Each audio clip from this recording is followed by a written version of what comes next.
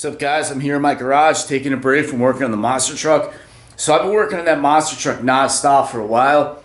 So I got a first show coming up. So the other night I was there, middle of the night, thinking, man, I'm tired, I should probably go home. Next thing I know, the sun's coming up. So I worked all through the night, and I did that many times. So figured I would take a break this weekend. The weather's awesome, springtime. No better time to take my hot rods out for a ride.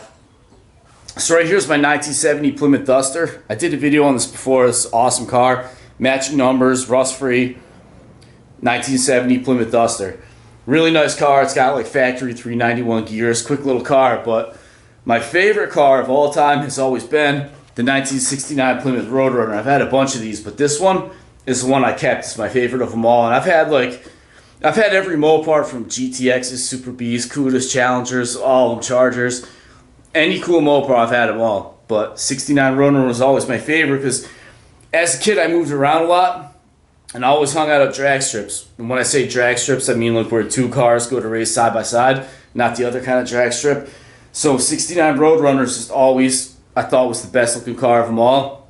And this one's really cool. I bought off the original owner and it was a drag car its whole life. So I figured I'd keep the tradition going. And the body's really nice. It's not a rust bucket, but you can see this down the roof from a tree branch. Quarter panel's a little banged up, got some Bondo on it. Take a look, it's a little dented. So this thing hit a guardrail. Guy was telling me, the previous owner, that he was at the drag strip. Another car next to him went sideways, forced him to hit the guardrail. So other than that, there's really no body damage.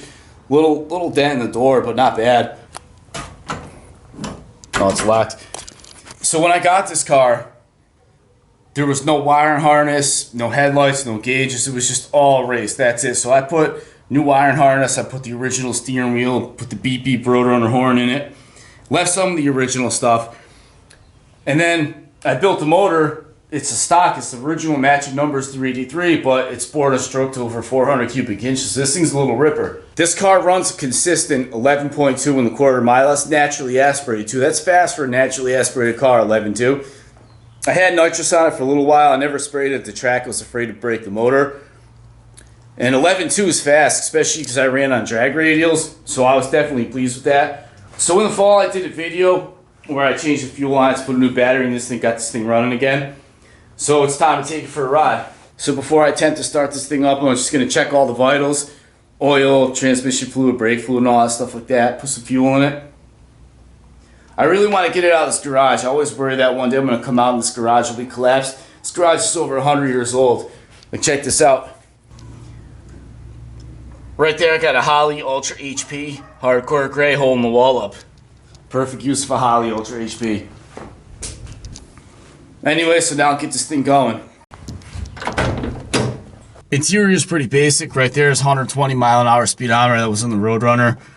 Right there you can see the oil pressure gauge on the hood. You got your headlight switch, dome light. This is for the panel, turns the lights brighter or dimmer. Emergency flasher. Wipers, washer. Right there is the Roadrunner horn. Oh, it's not beeping. I can hear the relay going. The horn's new. I don't know why it's not beeping, but right there you can see the Roadrunner logo. Right there is the electric fuel pump. So this is an Aeromotive A1000. It's carbureted. I like carburetors because I don't drive my cars a lot, so I've had like the Holley Sniper EFIs and stuff, and when they sit for a while, they have problems. Holley HPs are good, but I don't know, if it's going to sit for a while, carburetors kind of tough to beat. They're just simple and reliable. Right there is just 2 seats, roll cage, her shifter. When I got this car, I had an old winter shifter in it, but I always like these Hertz quarter sticks, so I put that in there. Autometer tack. When I got this car, I had like old tack from the 70s, but it didn't work, so that's why I took it out. But I'm thinking about making this car more streetable. Right now, it's got real low gears and like a 4,000 stall converter and a big, huge camshaft. So I'll probably put a smaller cam in it, less gear, and a smaller converter. Because I don't really race it that much anymore. I actually haven't been on the track in a really long time. So I think it'd be more fun as a street car. Right there, I put visors in it, no headliner. I don't know if I'll keep the cage in it or not. I might take it out. I don't know. Maybe put a back seat. I got all the parts for it. So anyway, now I'll start it up. I took this car out like 2 weeks ago, so I know it's going to start right up. First, I'll turn the pump on.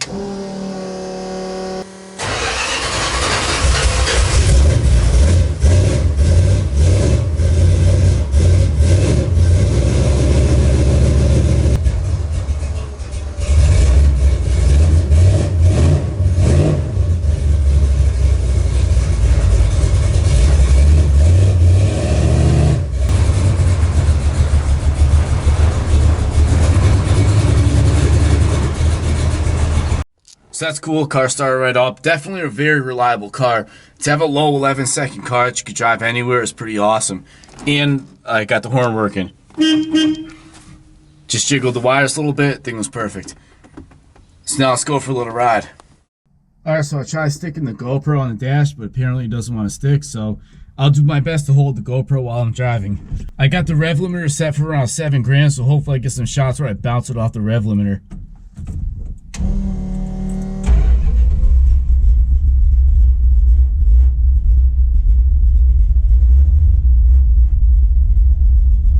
Not bad, it idles nice for an 11-second car.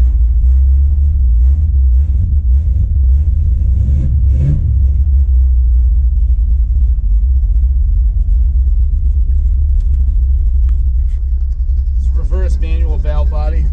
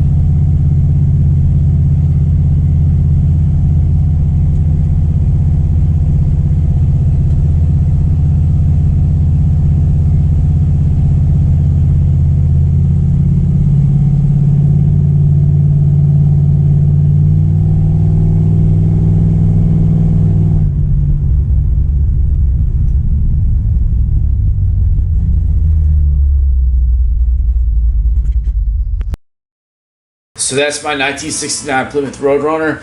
I know it's a little different from my normal content, but if you want to see more of this car, let me know. I'd be happy to do videos. As I turn this from a drag car to more of like a street strip car, because this is my favorite car of all time. I've had tons of these cars, but this is the one that I've always kept.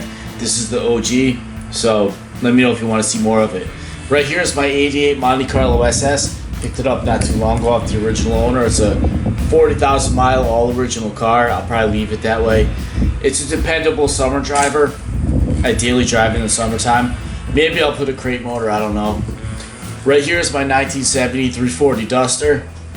This car means a lot to me, so I bought this car for my mother. I bought this car, I put it together for my mother. I was very close to my mom, and unfortunately I lost her a while ago.